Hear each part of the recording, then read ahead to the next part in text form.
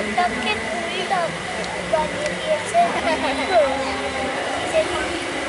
এত বড় plane dog hotdog dog cold dog যদি হট না থাকে তাহলে বলো কোল্ড ডগ।